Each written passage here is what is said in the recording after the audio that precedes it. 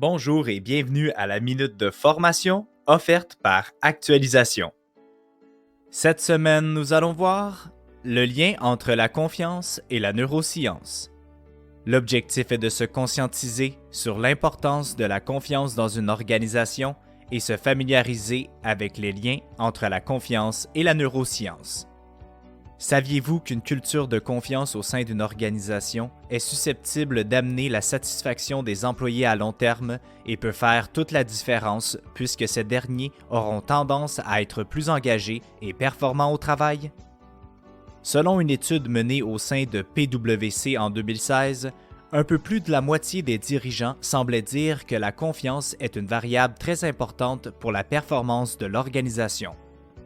Toutefois, peu d'actions sont prises pour mettre en place une culture de confiance et ce, même en étant au courant de l'effet de celle-ci sur la performance organisationnelle. Mais quel est le lien entre la confiance et notre cerveau? C'est dans le cortex préfrontal ventromédiane où commence notre confiance et notre appréciation. Le jugement apparaît aussi dans cette même région du cerveau et est souvent associé à la confiance. Quels sont les comportements des gestionnaires qui favorisent l'émergence de la confiance chez leurs employés? Donner des défis réalisables à son équipe de travail.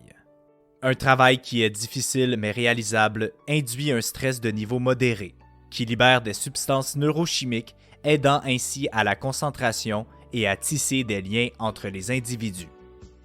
La transparence dans les communications. Les employés qui ne sont pas assez informés sur les stratégies et les orientations de l'organisation pour laquelle ils travaillent vivent de l'incertitude et peuvent vivre du stress chronique. Une communication ouverte, transparente et continue avec ses collaborateurs est susceptible de favoriser la confiance et l'engagement chez ces derniers. Favoriser les relations sociales intentionnelles chez les individus. La confiance et la socialisation sont activées par l'oxytocine dans notre réseau cérébral. Les individus qui créent intentionnellement des liens sociaux dans leur milieu de travail sont plus concentrés dans leurs tâches quotidiennes et plus performants. Les gestionnaires qui se préoccupent du bien-être de leurs employés et qui leur offrent des occasions de socialiser surpassent les autres en termes de performance. Favoriser la croissance personnelle et professionnelle.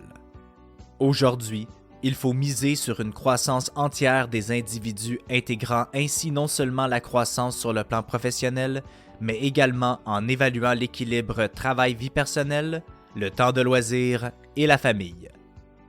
Pour finir, gardez en tête qu'il faut avant tout être le plus humain possible et démontrer une certaine vulnérabilité avec ses collaborateurs.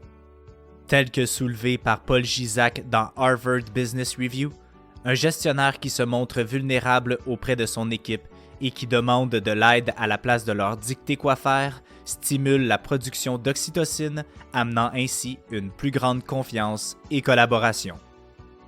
C'est ainsi que se termine la minute de formation de cette semaine. On se donne rendez-vous la semaine prochaine. Rejoignez-nous sur notre site internet au www.actualisation.com ou contactez-nous au 1-877-688-0101.